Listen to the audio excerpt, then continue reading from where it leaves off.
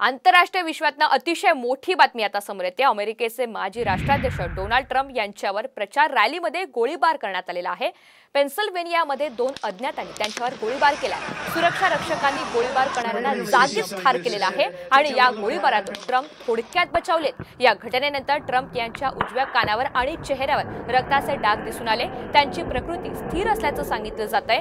यावर्षीच्या नोव्हेंबर महिन्यामध्ये अमेरिकेमध्ये राष्ट्राध्यक्षपदाच्या निवडणुका आहेत। याच निवडणुकीच्या प्रचारासाठी डोनाल्ड ट्रम्प हे पेन्सिल्व्हेनिया या राज्यामधील बटलर या शहरामध्ये भाषण करत होते।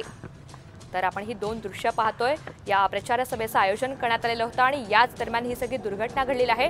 डोनाल्ड ट्रम्प यांच्यावर हा गोळीबार करण्यात आला आणि त्यामधून ते थोडक्यात बचावलेले आहेत। दरम्यान दुसरीकडे हल्लेखोरांना सुरक्षा रक्षकांनी जागीच ठार केलाय।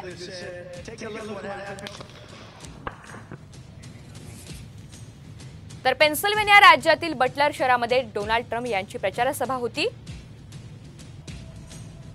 या प्रचार सभेमध्ये भाषण करत असताना अचानक गोळीबाराचा आवाज झाला।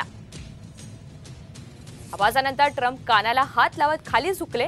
वर उठले तेव्हा त्यांच्या चेहऱ्यावर आणि कानावर रक्ताचे डाग दिसून आले। हल्लेखोरांना 9 राऊंड फायर केल्याची माहिती मिळतेय। काही क्षणातच सिक्रेट सर्व्हिसच्या जवानांनी ट्रम्प यांना स्टेजवरून खाली उतरवलं। गोळीबारात प्रचार सभेमध्ये उपस्थित 2 जण जखमी झाले। एक शूटर रॅलीमध्ये उभा होता तर दुसरा 100 मीटर लांब असल्याची माहिती मिळतेय। संशयित हल्लेखोराला सिक्रेट सर्व्हिसच्या अधिकाऱ्यांनी गोळ्या घालून ठार केलाय। ट्रम्प यांची प्रकृती सध्या स्थिर असून उपचारानंतर त्यांना डिस्चार्ज देण्यात येणार आहे।